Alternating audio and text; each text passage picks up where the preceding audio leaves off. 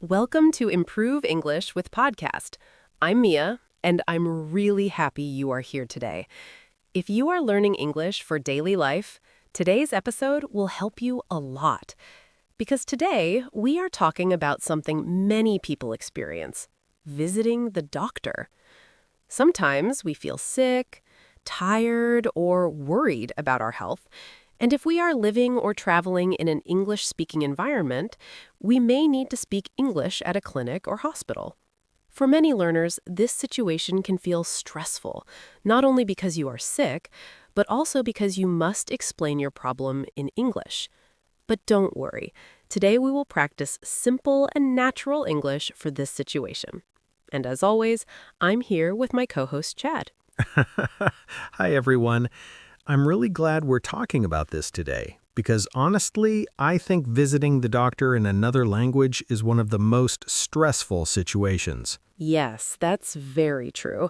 When we are not feeling well, our brain is already tired, and then we have to think in another language. Exactly. And sometimes I don't even know how to describe the pain. Like, what if the doctor asks questions and I don't understand?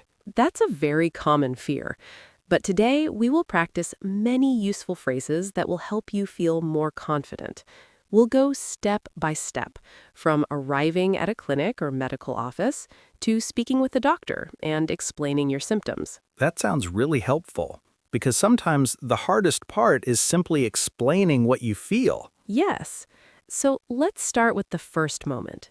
You arrive at a clinic or medical office. Usually, the first person you speak to is the receptionist.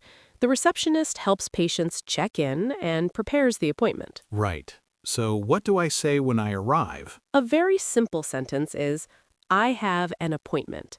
Or if you want to be more complete, I have an appointment with the doctor. Let's say the conversation starts like this. Hello, how can I help you? Hi, I have an appointment. What is your name?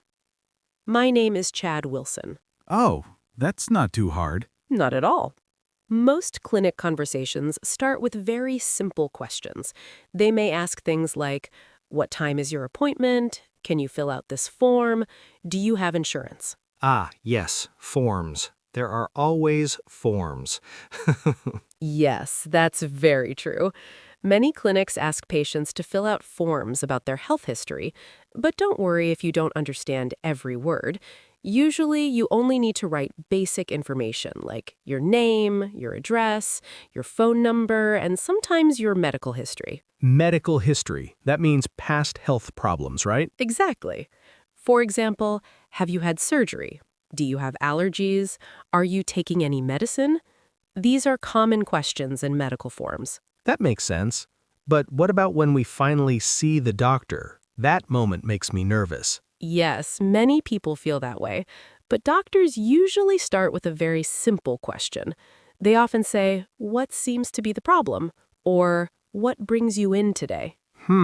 What brings you in today? That sounds a little confusing. Yes, it's a natural expression.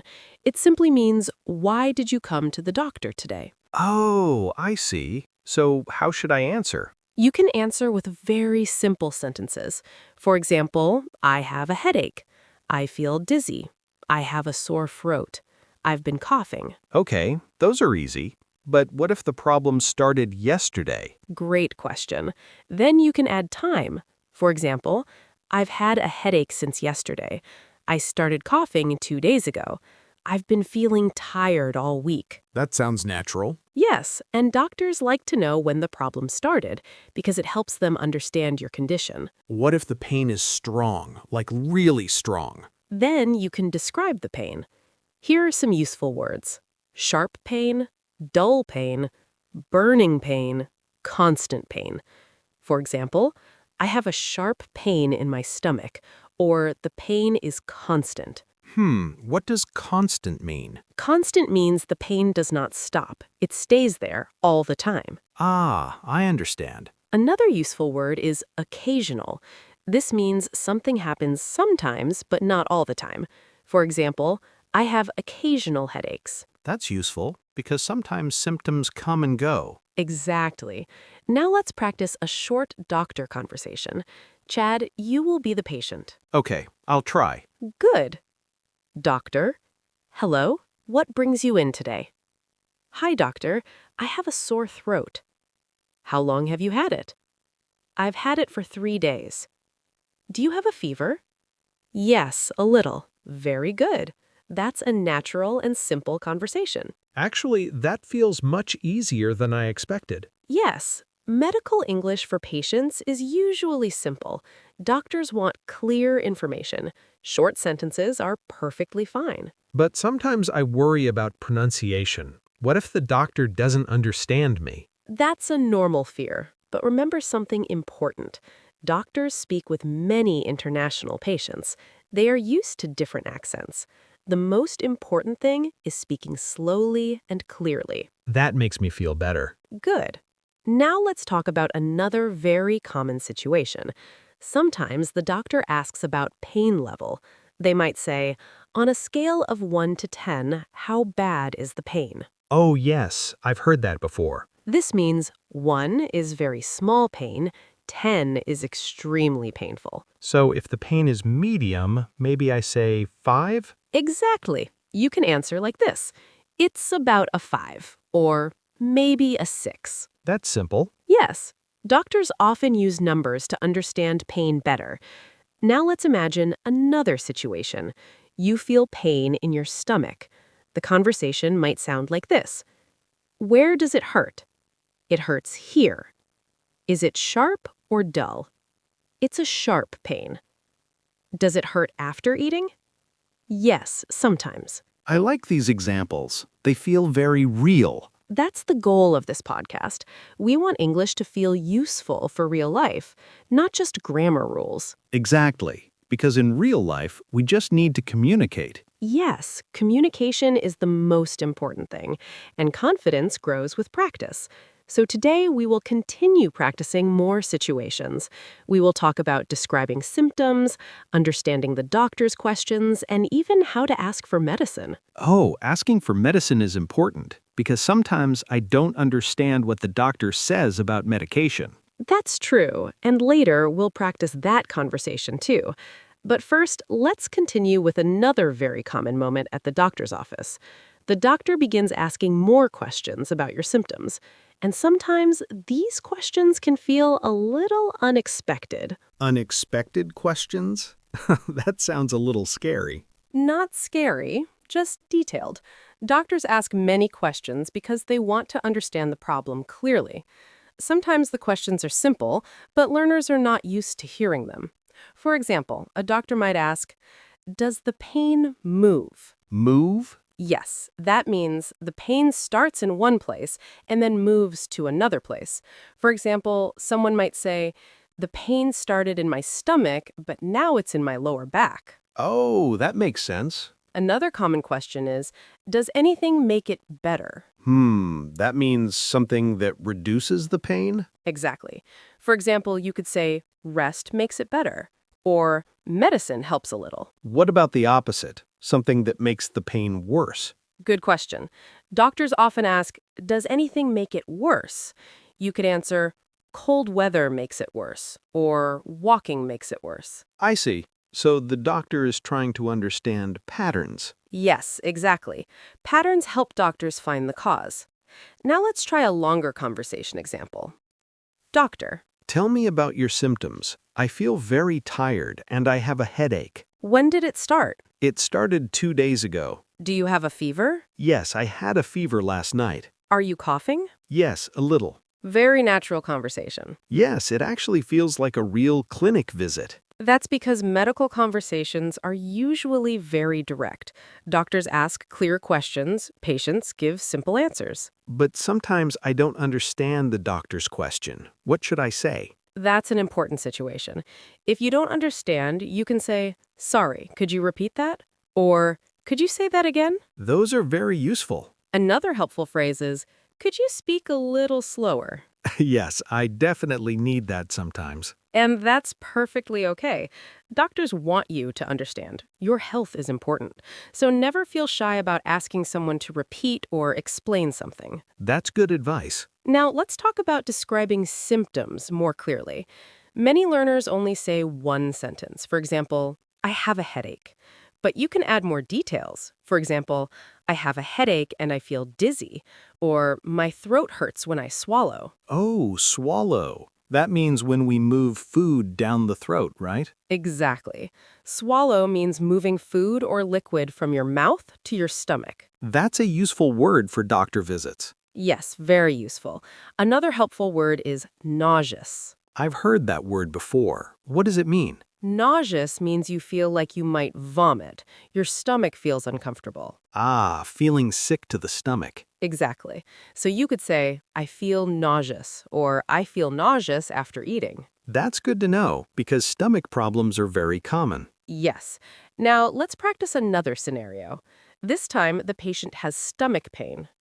Doctor, Where is the pain? It's in my stomach. when did it start? It started yesterday evening. Did you eat anything unusual? Yes, I ate some street food. That happens sometimes. Yes, maybe too spicy. The doctor might also ask, have you been vomiting? That word is a little difficult. Yes, vomiting means when food comes back up from the stomach. Ah, being sick. Exactly. You could say, yes, once last night, or no, I haven't. I notice many answers are short. Yes, short answers are normal in medical conversations. Doctors often ask many small questions, so the conversation becomes a series of short answers. That makes it easier for English learners. Exactly. Now let's talk about medicine. After the doctor understands the problem, they often recommend treatment. They might say, I'll prescribe some medicine. Prescribe. That means the doctor gives you medicine officially? Yes, a prescription is written permission from a doctor to get medicine from a pharmacy. Pharmacy means the place where we buy medicine. Exactly. The doctor might say something like, I'll prescribe antibiotics, or you should take this medicine twice a day. Twice a day means 2 times a day. Yes, sometimes doctors give instructions like, take this after meals, or take this before bedtime. Those instructions are important because taking medicine incorrectly can be dangerous. Very true. If you're unsure, you can always ask, how often should I take this? That's a great question. Another helpful question is, are there any side effects? Side effects means problems caused by the medicine? Yes. For example, some medicine might make you feel sleepy or dizzy. Those are side effects. I never thought about asking that. It's a good habit. Now, let's do a longer role play. Chad, you're the patient again. All right, I'm ready. Mia, encouraging tone. Doctor, What seems to be the problem? I've been coughing a lot. how long have you been coughing? About 4 days. Do you have a fever? Yes, a small fever. I think you have a throat infection. I'll prescribe some medicine. How often should I take it? Take one pill twice a day. Are there any side effects? It may make you a little sleepy. That was excellent. It actually feels like a real clinic visit. Yes, and practicing these conversations helps your brain prepare, so when the real situation happens, you feel calmer. That's very true. When we practice before something happens, it feels less scary. Exactly. Confidence comes from preparation, and language learning is the same. The more situations you practice, the easier real conversations become. I like that idea. Learning English through real-life situations. Yes, and we still have more situations to explore. For example, sometimes the doctor asks about lifestyle. They may ask questions about sleep, diet, or stress. Oh yes, doctors ask a lot of personal questions. Yes, they do, but those questions help them understand your health. For example, the doctor might ask, how many hours do you sleep? Or do you exercise regularly? Exercise regularly means doing exercise often. Exactly. For example, I exercise 3 times a week, or I don't exercise very often. That sounds like a healthy conversation. Yes, doctors want to understand your daily habits because health is connected to lifestyle. This episode is actually teaching a lot more than just English. Yes, language and life are always connected. And when you learn English through real-life situations, the language becomes much easier to remember. I agree, because now I can imagine myself in a real clinic. and I already know what to say. That's wonderful. And we're going to continue practicing even more natural conversations, especially longer role-play situations where patients ask questions, explain symptoms, and understand the doctor's advice, because these extended conversations are where confidence really begins to grow. Confidence is definitely the key, because when I imagine going to a doctor in another language, I think the biggest problem is panic. My mind suddenly becomes blank. Yes, that happens to many learners. Even if you know the words, stress can make it hard to speak. But something interesting happens when you practice conversations like this. Your brain starts to remember the patterns. So in a real situation, the sentences come back more easily. That makes sense. It's like training your brain. Exactly. And today, we're going to practice a longer role-play conversation. This will feel like a real doctor visit from beginning to end. All right, I'm ready. Let's begin. Hello, what brings you in today? Hi, doctor. I haven't been feeling well. Can you tell me more about your symptoms? I have a headache and I feel very tired. When did the headache start? It started 3 days ago. Is the pain constant or does it come and go? It comes and goes. Do you feel dizzy? Yes, sometimes. Have you been sleeping well? Not really. I wake up many times during the night. Do you have any stress recently? Yes, work has been very busy. That answer sounds very realistic. Yes, I think many people would say the same thing. Very true. Now, let's continue. I think stress and lack of sleep may be causing your headaches. Is it something serious? No, it doesn't seem serious, but you should rest and drink more water. Do I need medicine? I will give you some mild pain medicine. Take it if the headache becomes stronger. How often should I take it? No more than twice a day. Okay, thank you, doctor. That was an excellent example of a full conversation. Yes, and something interesting happened. While we were doing the role play, I didn't feel nervous. That's because your brain already understood the situation. Practice removes uncertainty. I think that's a really important idea for language learners. We often study grammar and vocabulary, but real confidence comes from practicing situations. Exactly. Situational practice is one of the most powerful ways to learn a language. When you imagine real conversations, your brain builds connections. So when the real moment happens, it feels familiar. Yes, and that familiarity reduces fear. Now let's practice another important part of doctor visits. Sometimes patients want to ask questions. Ah, yes, asking questions is very important, but sometimes I feel shy asking doctors questions. Many people feel that way. But remember, doctors expect patients to ask questions. Your health is important, and good communication helps doctors help you.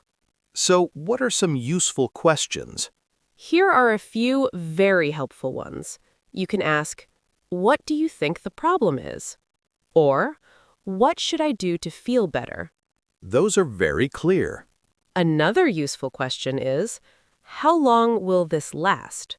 That's a good one, because when we're sick, we want to know when we will recover. Exactly. You can also ask, "Is there anything I should avoid?" Avoid, meaning something we should not do. Yes. For example, the doctor might say, "Avoid cold drinks," or "Avoid heavy exercise." That's useful advice. Another question you can ask is, "Should I come back if it doesn't improve?" Improve means getting better. Exactly. Doctors sometimes want patients to return if symptoms continue. That makes sense. Now let's practice a final short role play. I believe you have a mild infection. Is it serious? No, it should improve in a few days. Is there anything I should avoid? Yes, avoid cold drinks and get plenty of rest. Should I come back if it doesn't improve? Yes, Come back in 1 week if you still feel sick. Thank you, doctor. That was excellent. I noticed something interesting. Many medical conversations use very simple English. Yes, that's true. Doctors want communication to be clear, so they usually use direct and simple language. That's good news for English learners. Absolutely. You don't need perfect grammar, you don't need complicated vocabulary. Clear communication is enough. I think that idea will make many listeners feel more confident. I hope so, because language learning should help people feel stronger in real life, not more afraid. That's a really important message. Before we finish today's episode, let's review a few key phrases listeners can remember. You can say, I have an appointment. I don't feel well. I have a headache. I've been coughing for 3 days. Could you repeat that, please? Could you speak a little slower? How often should I take this medicine? Those phrases alone could help someone handle a doctor visit. Yes, they really could. And the more you practice them, the more natural they will feel. I think listeners could even pause the episode and repeat the sentences. That's a great idea. Repeating sentences out loud is one of the best ways to improve speaking. Even if you're alone. Yes, even if you're alone, your brain still learns through speaking practice. Well, this episode was very helpful. I feel much more prepared for a doctor visit in English now. I'm very happy to hear that. And to everyone listening, remember this. You don't need perfect English to communicate. You only need courage to speak and practice regularly. Little by little, your confidence will grow. And real-life conversations will start to feel easier. Thank you so much for spending time with us today. We really appreciate you listening. And we hope today's conversation helps you feel more confident speaking English in real-life situations. Take care of your health, keep practicing your English, and we'll see you in the next episode of Improve English with Podcast.